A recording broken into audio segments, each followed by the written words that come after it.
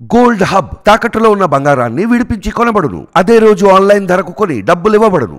Hi hello నమస్తే, welcome to our channel. ప్రస్తుతం మన ముందున్నారు నిఫ్టీ మాస్టర్ పాదమూర్తి గారు. Hi sir.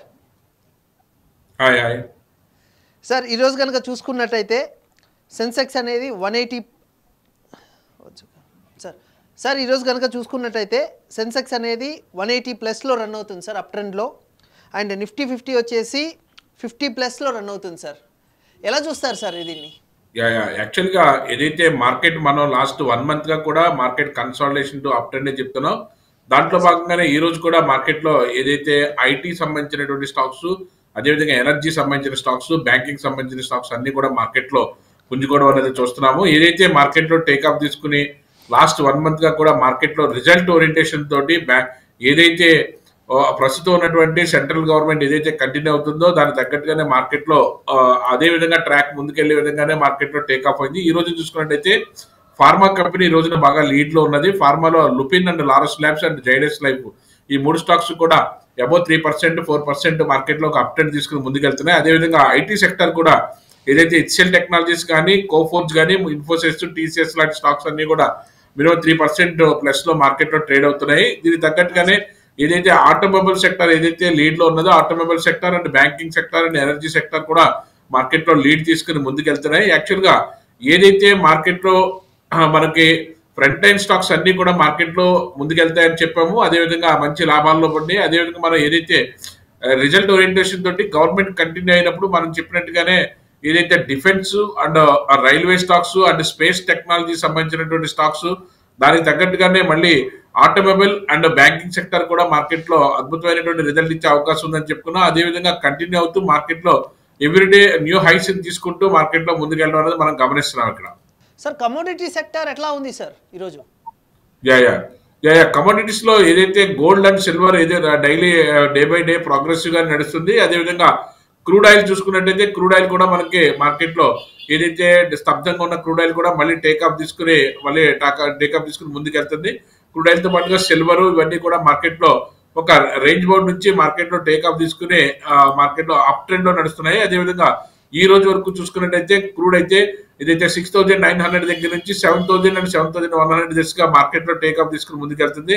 Silver point of view చూసుకున్నట్టయితే 89,000 ఏదైతే నిన్నటి రోజున 88,000 అయితే 87,000 నుంచి 89,000 వరకు కూడా మార్కెట్ లో ఒక అప్ ట్రెండ్ తీసుకుని ముందుకెళ్ళడం అయితే మనం ఇక్కడ గమనిస్తున్నాం. సార్ ఈ అదానీ ఎంటర్ప్రైజెస్ గురించి సార్ ఏమంటారు సార్? షేర్ మార్కెట్ పెరుగుతూ పోతుంది కదా. యాక్చువల్గా అదానీ అనే కాదు, రిలయన్స్ అనే కాదు, మార్కెట్ లో ఏదైతే ఫ్రంట్ లైన్ స్టాక్స్ ఏదైతే ఉన్నాయో ఆ ఫ్రంట్ లైన్ స్టాక్స్ అన్ని కూడా మార్కెట్ లో మంచి టేకాఫ్ తీసుకుని ముందుకెళ్తున్నాయి. దాంతో పాటుగానే ఏదైతే మనకి డిఫెన్స్ సెక్టర్ సంబంధించినటువంటి కొచ్చిన్ షిప్ యార్డ్ కానీ, అదేవిధంగా మేజ్డాక్ కానీ, హిందుస్థాన్ ఏరోనాటికల్ కానీ ఇవన్నీ కూడా మార్కెట్ లో టేకాఫ్ తీసుకుని ముందుకెళ్తున్నాయి. అట్ ద సేమ్ టైం మీరు అన్నట్టుగానే ఏదైతే అదానీ గ్రూప్ స్టాక్స్ కూడా మార్కెట్ లో ఏదైతే అదానీ గ్రూప్ లో అదానీ ఎంటర్ప్రైజ్ కానీ, అదానీ పోర్ట్ కానీ, లేకపోతే అదానీ గ్రీన్ కానీ ఇవన్నీ కూడా మార్కెట్ లో మంచి టేకాఫ్ తీసుకుని ముందుకెళ్తున్నాయి. అదేవిధంగా టెక్నాలజీ సంబంధించిన స్టాక్స్ లో ఈ రోజు అయితే హెచ్సిఎల్ టెక్నాలజీస్, అదేవిధంగా ఇన్ఫోసిస్, అదేవిధంగా టీసీఎస్ ఇవన్నీ కూడా మార్కెట్ లో హెచ్సిఎల్ టెక్నాలజీతో సహా మొత్తాన్ని కూడా మార్కెట్ లో మంచి టేకాఫ్ తీసుకుని ముందుకెళ్ళడం అనేది మనం ఇక్కడ గమనిస్తున్నాము. అట్ ద సేమ్ టైం ఏదైతే మనకి కొచ్చిన్ షిప్ యార్డ్ లాంటిది మనకి ఏదైతే డిఫెన్స్ సెక్టర్ దానికి సంబంధించి అనుకున్నాము, ఈ రోజున అది 10% మనకి అప్ ట్రెండ్ చేయడం జరిగింది. అదేవిధంగా ఏదైతే మనకి మేజ్డాక్ అనేది కూడా మార్కెట్ లో టేకాఫ్ తీసుకుని ముందుకెళ్తూ 17% అప్ ట్రెండ్ లో మార్కెట్ లో టేకాఫ్ తీసుకుని ముందుకెళ్తుంది. ఏదైతే మనకి లాస్ట్ 1 మంత్ గా మన డిఫెన్స్ స్టాక్స్ ఏదైతే చెప్తున్నామో ఆ డిఫెన్స్ స్టాక్స్ అన్ని కూడా మార్కెట్ లో మంచి మూవ్మెంట్ అయితే తీసుకున్నాయి. ఏదైతే డిఫెన్స్ స్టాక్స్ లో మేజ్డాక్ ఏదైతే ఉన్నదో అది లాస్ట్ 2 మంత్స్ బ్యాక్ మన 1 మంత్ రిజల్ట్ ఓరియంటేషన్ తో మనం చెప్పినప్పుడు అది 2,500 రూపీస్ ఉన్నది. ఈ రోజు 5,500 రూపీస్ ట్రేడ్ అవుతుంది. అంటే డబుల్ ద ప్రైస్. అదేవిధంగా కొచ్చిన్ షిప్ యార్డ్ కూడా 1250 దగ్గర మనం రికమెండ్ చేస్తాం. ఇది 2,680 రూపీస్ ప్రజెంట్ ట్రేడ్ అవుతుంది. అదేవిధంగా హిందుస్థాన్ ఏరోనాటికల్ లిమిటెడ్ ఈ స్టాక్స్ అన్ని కూడా మార్కెట్ లో ఒక 50% 100% with in 1 month and 2 months లో హైక్ అయినటువంటి స్టాక్స్. ఈ విధంగా మార్కెట్ లో ఏదైతే మనకి రిజల్ట్ ఓరియంటేషన్ తోటి మనకి గవర్నమెంట్ స్టేబుల్ గా ఉండటం వల్ల హిందుస్థాన్ ఏదైతే ఏరోనాటికల్, అదేవిధంగా మనకి డిఫెన్స్ తో పాటుగా స్పేస్ టెక్నాలజీస్, అదేవిధంగా ఇన్ఫ్రాస్ట్రక్చర్, రైల్వేస్ ఇవన్నీ కూడా మార్కెట్ లో ముందుకెళ్ళడం అనేది మనం గమనించాము. కమింగ్ డేస్ లో కూడా ఆటోమొబైల్ అండ్ ఫార్మా లీడ్ తీసుకునే అవకాశం ఉంది. ఫార్మా సెక్టర్ కూడా ఇప్పుడే మళ్ళీ టేకాఫ్ తీసుకునే అవకాశం ఎక్కువగా ఉంది కాబట్టి కన్సాలిడేషన్ నుంచి మళ్ళీ టేకాఫ్ తీసుకునే అవకాశం ఉంది కాబట్టి మార్కెట్లో ఇది బాగా పీక్ స్టేజ్ లో ఉన్నది కాబట్టి ఎవ్రీడే హైస్ లో వెళ్తుంది కాబట్టి మార్కెట్లో ఏదైతే ఫ్రంట్ లైన్ స్టాక్స్ కాకుండా ఏదైనా పెన్నీ స్టాక్స్ కానీ మిడ్ క్యాప్ కానీ స్మాల్ క్యాప్ కానీ తీసుకుంటే మాత్రం ఖచ్చితంగా ఆచితూచి మార్కెట్లో స్టెప్ వేయవలసిన అవసరం అయితే ఉంటుంది. సార్ ఇప్పుడు బిగినర్స్ ఎలాంటి స్టాక్స్ మీద ఇన్వెస్ట్ చేస్తే మంచిది అంటారు ఈ టైంలో? ఇప్పుడు మార్కెట్ లో కొత్తగా ఎంట్రీ అయ్యే వాళ్ళు కానీ లేకపోతే ఇంకా రీఎంట్రీ అయ్యి మళ్ళీ మార్కెట్ లో ఇంకా ఇన్వెస్ట్ చేద్దాం అనుకున్న వాళ్ళు కానీ మెటల్ సెక్టర్ లో Tata Steel and JSW Steel లోను, అదేవిధంగా బ్యాంకింగ్ దానికి సంబంధించిన దాంట్లో State Bank of India and Canara bank, అదేవిధంగా ప్రైవేట్ బ్యాంక్స్ లో ICICI bank and Kotak bank వీటిలో మనకి ఇన్వెస్ట్ చేసుకోవచ్చు. అదేవిధంగా ఏదైతే భారత్ ఎలక్ట్రికల్స్ లిమిటెడ్ మంచి ప్రైస్ 300 రూపీస్ లో ట్రేడ్ అవుతుంది. ఇది ఏదైతే మనకి స్పేస్ టెక్నాలజీస్ కి అదే సంబంధించినటువంటి సపోర్టింగ్ ఉన్నది కాబట్టి భారత్ ఎలక్ట్రికల్స్, అదేవిధంగా హిందుస్థాన్ ఏరోనాటికల్ డైనమిక్స్ HAL కూడా ఈ స్టాక్స్ లో మనకి తీసుకున్నట్టయితే మంచి ప్రాఫిట్స్ వచ్చే అవకాశం ఉంది. ఆ ఫార్మా కంపెనీ దానికి సంబంధించిన దాంట్లో Lupin and Laurus labs Cipla ఈ స్టాక్స్ లో మనకి ఎంట్రీ లెవెల్ లో మనకి మంచి ప్రైస్ ఉంటుంది. అదేవిధంగా మార్కెట్ లో కరెక్షన్ జరిగినా సరే కంగారు పడాల్సిన అవసరం లేదు. ఫ్రంట్ లైన్ స్టాక్స్ మళ్ళీ యాజిటీజ్ గా మళ్ళీ టేక్ ఆఫ్ అవడానికి అవకాశం ఎక్కువగా ఉంటుంది కాబట్టి మనం చెప్తున్నటువంటి ఇలాంటి ఫ్రంట్ లైన్ స్టాక్స్ లో ఇన్వెస్ట్ చేస్తే మంచి లాభాలు రావడానికి అవకాశం ఎక్కువగా ఉంటుంది. సార్ రేపు ఎలా ఉండబోతుంది సార్? ఇలానే అప్ ట్రెండ్ లో నడుస్తుందా లేకపోతే కొంచెం ఏమైనా తగ్గే అవకాశం ఉన్నదా స్టాక్ మార్కెట్?